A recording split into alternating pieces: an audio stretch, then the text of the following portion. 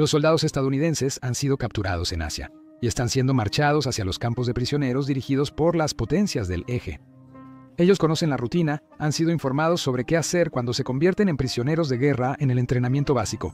Saben que deben dar al enemigo la menor información posible y resistir hasta el final de la guerra. Saben que la Convención de Ginebra les brinda protección, pero pronto descubrirán que ya no se aplica, ya que sus captores japoneses serán conocidos como algunos de los peores criminales de guerra de la historia y no mostrarán misericordia a los prisioneros aliados. Algunos de los peores métodos de tortura usados por japoneses en la Segunda Guerra Mundial.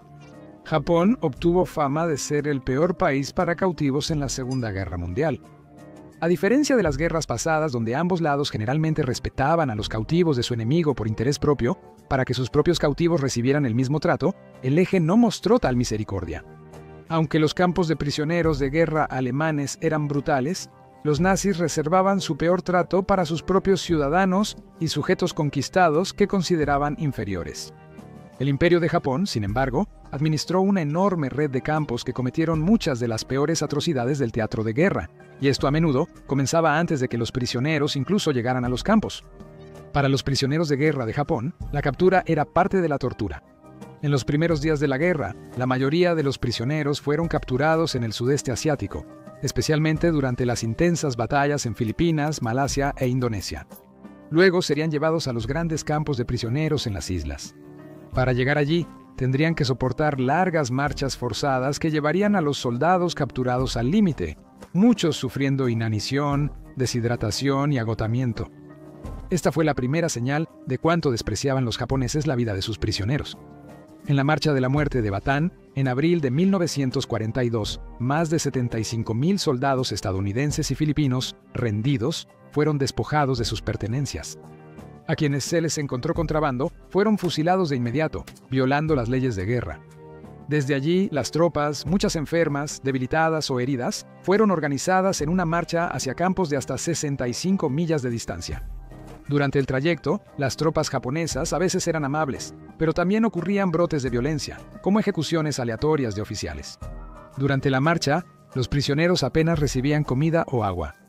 La exposición a los elementos los agotaba rápido, y cualquier error o reto podía ser mortal. Pedir agua podría hacer que un prisionero fuera asesinado en el acto. Los prisioneros eran despojados o burlados con agua. Quienes caían o se detenían eran disparados o apuñalados con bayoneta. Las palizas eran frecuentes y muchos prisioneros llegaban muy enfermos a su destino. Se estima que murieron hasta 18,000 filipinos y 650 soldados estadounidenses durante la marcha. La última etapa del viaje fue el traslado en vagones de metal hirviendo al campamento O'Donnell. Quienes no sobrevivieron fueron enterrados en fosas comunes. Casi un tercio de los cautivos de la masiva marcha no llegaron a su destino final. Esta fue la marcha de la muerte más famosa, pero estuvo lejos de ser la única. Las marchas de la muerte, como las de Sandakan en Borneo, en 1942 y 1943, fueron comunes en la máquina de guerra japonesa. Estas fueron las peores atrocidades sufridas por los militares australianos en la guerra, con solo 6 sobrevivientes de miles, todos transferidos entre campamentos. La mayoría murió por desnutrición y abuso de los guardias. Los demás fueron ejecutados masivamente. Para quienes sobrevivieron a las primeras transferencias, las atrocidades empeoraron, ya que los prisioneros de guerra no eran cautivos, sino esclavos. Japón, un imperio relativamente nuevo, crecía exponencialmente antes de la guerra. Eso significaba que siguieron construyendo su infraestructura durante la guerra y ahora contaban con trabajadores listos, aunque reacios, para los trabajos más peligrosos. La Convención de Ginebra prohíbe estrictamente que los prisioneros de guerra sean utilizados para trabajos forzados, pero eso se había descartado hace mucho tiempo. Así que los soldados estadounidenses y de otros aliados se vieron obligados a participar en un ritual retorcido e irónico, construyendo la misma infraestructura que se utilizó contra sus compañeros de armas. Estos lugares de trabajo no cumplían las normas. Había 3 áreas principales donde trabajaban los prisioneros de guerra. La primera era la infraestructura de guerra, proyectos de gran envergadura como la construcción de pistas de aterrizaje. Esto se haría con el equipo mínimo, usando herramientas manuales para quitar rocas y preparar los campos que podrían ser pistas de aterrizaje. Este trabajo era agotador y requería varios hombres para levantar cargas pesadas. Los mayores riesgos eran agotamiento, deshidratación y amenazas de violencia de sus captores si no cumplían cuotas, lo que quizá era la situación menos aterradora. El trabajo en fábricas fue un uso común de prisioneros de guerra en Japón durante la Segunda Guerra Mundial, y quienes han trabajado en fábricas saben que existen riesgos serios incluso en esas condiciones. Este tipo de trabajo generalmente requería manos precisas y firmes, así como una buena cantidad de entrenamiento. Las prácticas de trabajo forzado japonesas significaban que los soldados, que a menudo trabajaban en municiones y otros suministros militares, estaban trabajando con metal pesado y fundido, junto con materiales explosivos. Todo, mientras enfrentaban la amenaza omnipresente de ser ejecutados si no cumplían con su cuota. Y la última posición laboral era una que es aterradora incluso para aquellos que se ofrecen como voluntarios. La minería es un trabajo peligroso, y todos han escuchado las historias de terror de los mineros atrapados en lo profundo de la tierra. El trabajo es riesgoso incluso con equipo de seguridad, y los prisioneros de guerra encargados de abastecer a Japón de mineral enfrentaron una situación aún peor. Las operaciones mineras solían consistir en bajar a la mina en un cubo de hierro, con pozos sin ventilación y mineral casi insoportablemente caliente. Era el trabajo forzado más probable para agotar a un trabajador, lo que implicaba su muerte inmediata al dejar de ser útil. Lo que más temían los prisioneros no era el trabajo en sí. A menudo eran los guardias, algo común entre prisioneros. No todos los guardias son iguales. Alguien puede solo querer cumplir su horario e irse a casa, y no te molestará si tú tampoco lo haces. Otro podría ser realmente un buen tipo, y puedes obtener algunos privilegios extra si te comportas bien. Quizá busca desahogar su frustración por no entrar a la policía en Los Exploradores. Los prisioneros aprenden rápido a tratar con los guardias, quienes deben cumplir leyes sobre derechos de los prisioneros, aunque no siempre lo hagan. En los campos de prisioneros japoneses no existían esas reglas. La brutalidad solía ser promovida por los altos mandos, lo que generaba monstruos como el pájaro. ¿De acuerdo? Ese no es exactamente un nombre aterrador, pero cualquiera que se burlara del nombre de Mutsuhiro Watanabe pronto se arrepentiría. Watanabe, quien sirvió en varios campos de internamiento militar en Japón, era conocido por su trato sádico a los prisioneros, incluido el corredor olímpico Luis Zapparini, quien denunció muchos de sus crímenes después de la guerra. Watanabe, estudiante de filosofía nihilista, pensaba que el miedo era la mejor forma de controlar un campo. Era famoso por castigos extremos por faltas menores o inexistentes. Un prisionero anciano fue atado a un árbol durante días como advertencia, y en pleno invierno, un oficial estadounidense fue dejado afuera solo en ropa interior al borde de la congelación. A veces los castigos parecían un juego retorcido. Zamperini sufrió un tormento especial del pájaro, quien disfrutaba torturar a un héroe estadounidense. Forzaron al corredor estrella a competir contra un oficial japonés. Tras una angustiosa pérdida en el mar, Zamperini no pudo competir y fue golpeado. En un incidente famoso en la adaptación cinematográfica del Calvario de Zamperini, el soldado fue castigado por un descuido en el trabajo y obligado a levantar una viga pesada por mucho tiempo. Si la soltaba, lo dispararían. El calvario terminó cuando la negativa de Zamperini enfureció a Watanabe, quien volvió a golpearlo. Estas acciones estaban claramente muy fuera de los límites del comportamiento aceptable en tiempo de guerra, pero a las autoridades a cargo no les importaba. Todo esto era comportamiento estándar para el Japón imperial, pero tenían algo mucho peor reservado para todos aquellos que los desafiaban. Los interrogatorios eran comunes con prisioneros de guerra, pues los captores buscaban obtener información de los soldados enemigos. Por lo general, esto era un asunto bastante rutinario. El interrogador exige información, el soldado repite solo la información limitada que se le ha dicho que revele, y los captores esperan que el miedo y el agotamiento prevalezcan y hagan que el captor cometa un error. Muchos interrogadores evitan medidas extremas por la Convención de Ginebra, pero aquí no fue así. Los interrogadores japoneses eran famosos por brutalizar a los soldados para quebrarlos usando dolor y miedo, más que frustración o confusión. Esto incluía arrancar las uñas o usar una forma retorcida de tortura de agua, que representaba un riesgo mucho mayor para la víctima. Los soldados ponían un tubo en la garganta del prisionero y dejaban correr el agua hasta que salía por sus fosas nasales. No solo simulaba el ahogamiento, también arriesgaba la vida del prisionero por intoxicación con agua. El objetivo de estos interrogatorios era dejar al soldado atormentado pero vivo, y listo para divulgar información importante. Antes no era así. El ejército japonés era conocido por ejecutar a muchos prisioneros de guerra, de los cuales pocos sobrevivían al conflicto. Morir rápido era dejar de ser útil para los captores. Reducir la velocidad en una marcha o caer en el trabajo solía significar una bala en la cabeza o una bayoneta en el estómago. Pero no era así para quienes desafiaban a los soldados japoneses o intentaban escapar. Querían que murieran, pero también querían que sufrieran y querían que todos lo vieran. Bajo el dominio japonés, las ejecuciones de prisioneros de guerra y otros eran notoriamente horribles, reportándose incluso crucifixiones, uno de los últimos usos de este infame método. Las víctimas eran clavadas en lo que fuera conveniente, como árboles, tablas o postes eléctricos, y morían por pérdida de sangre, infección o exposición. No fue el único caso donde los soldados japoneses exhibieron a las víctimas, pero en otros hubo un sadismo aún más innovador. El ahorcamiento es un método de ejecución común que busca una muerte rápida rompiendo el cuello. Los japoneses preferían dejar que las personas se ahorcaran y asfixiaran lentamente en vez de usar este método de ejecución.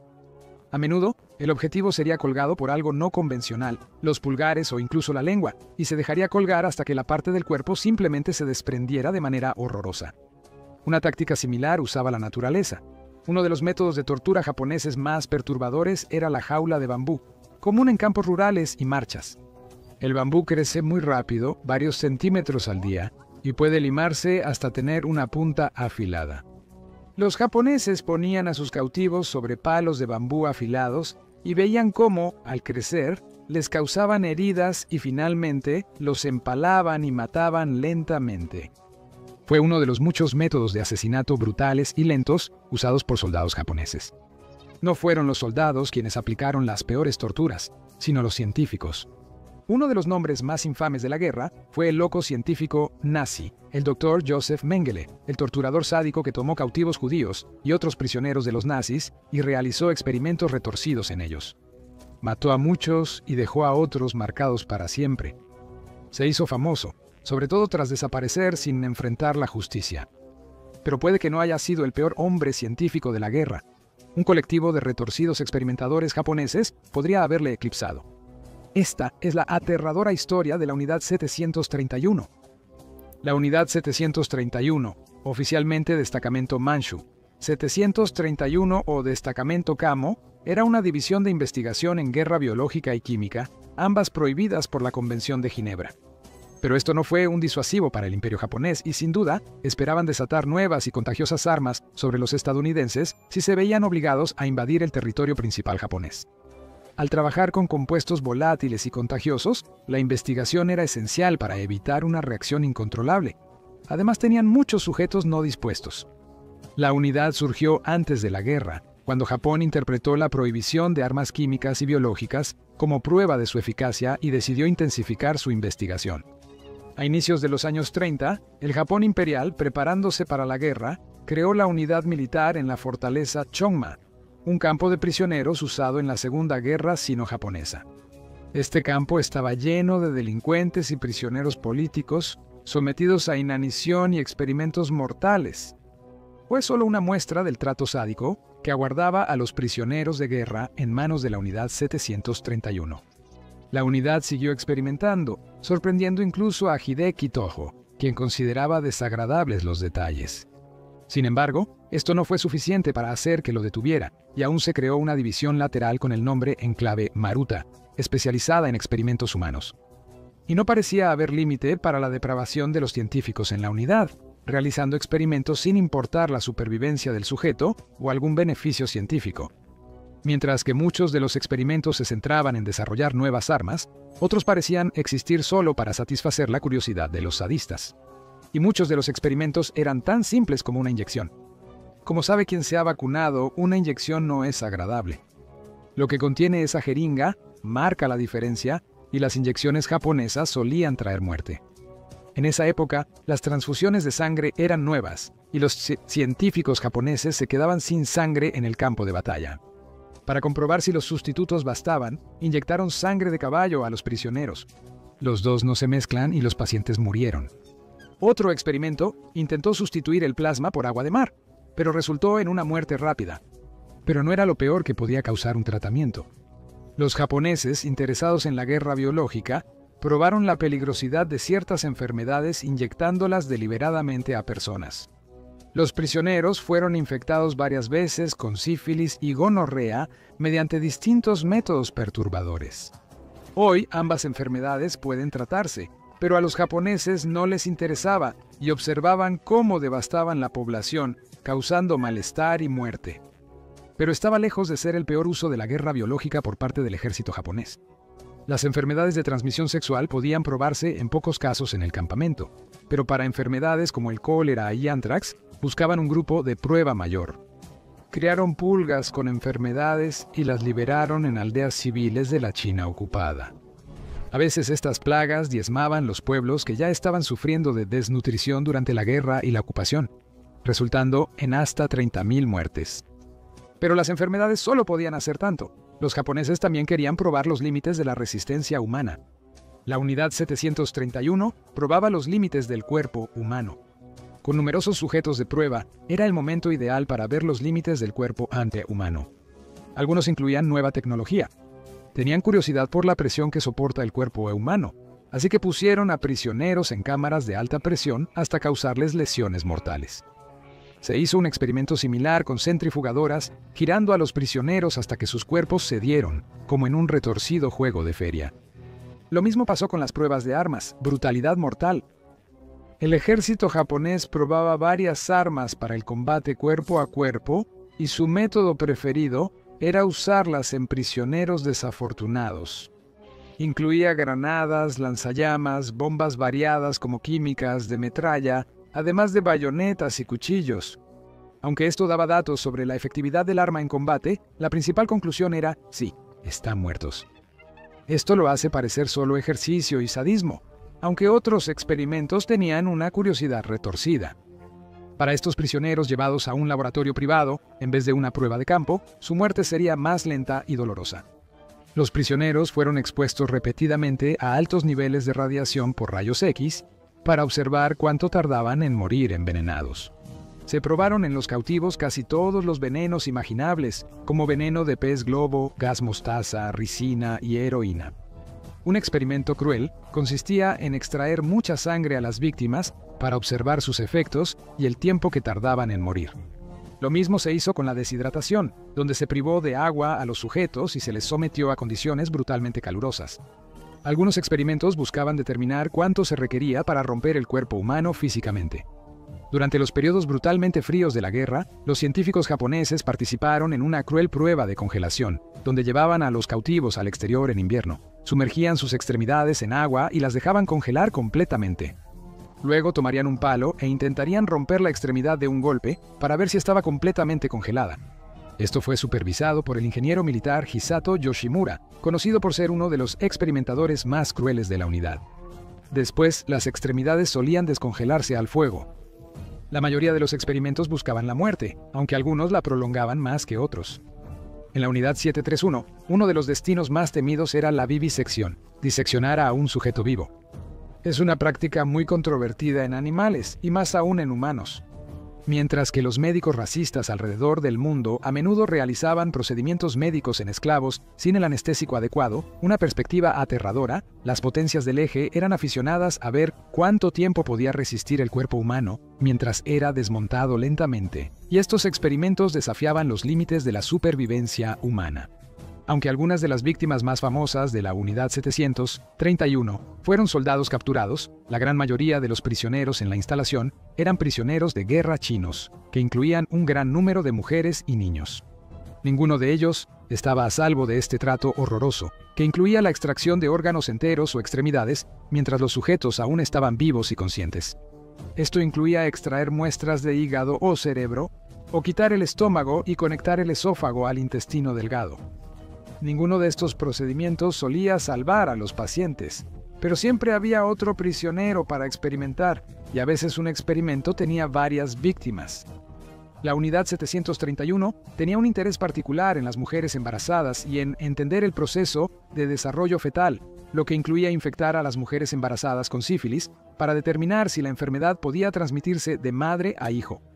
Como en el laboratorio de Mengele, los niños, incluso los no nacidos, sufrieron trato sádico. Los experimentos de la Unidad 731 se conocieron tras la guerra y fueron de las peores atrocidades de la Segunda Guerra Mundial. E incluso cuando la guerra estaba llegando a su fin, estas atrocidades continuaron. A medida que los japoneses se volvían cada vez más desesperados, estaban cada vez más dispuestos a recurrir a un comportamiento increíblemente cruel en el campo de batalla. Uno de los mejores informes de esto, aparentemente, ocurrió en el Teatro del Pacífico, donde los suministros se estaban agotando. Se informa que, al escasear la comida, los oficiales japoneses elegían prisioneros de guerra como alimento. Normalmente, el prisionero sería sacrificado y su carne servida a los soldados, pero en algunos casos se cortaba carne de un prisionero vivo. Aunque empezó por desesperación, algunos oficiales disfrutaron el clima de miedo entre los prisioneros. Al final de la guerra, los japoneses buscaban causar tantas bajas como fuera posible. Los japoneses transportaban a muchos prisioneros de guerra en barcos llamados del infierno, metiendo hasta 1.600 hombres en espacios para 500. Estos barcos llenos eran enviados a otros campos, pero a menudo eran hundidos por fuego amigo, convirtiéndose en tumbas acuáticas. Los informes señalan que los hombres enjaulados a bordo gritaban por aire y agua, y los japoneses solían cubrir la jaula, acelerando su asfixia. Los verdaderos horrores de la guerra se conocerían mucho después. Aunque los japoneses se rindieron y los campos fueron liberados, solo entonces se evidenció el terrible estado de la mayoría de los cautivos. Años de desnutrición, trabajo duro, abuso, tortura y experimentación marcaron a las víctimas y horrorizaban a los liberadores, como ocurrió con los geís al liberar los campos nazis en Europa. El total de muertos en estos campos nunca se conocerá completamente, ya que la documentación de los innumerables prisioneros de guerra chinos es irregular.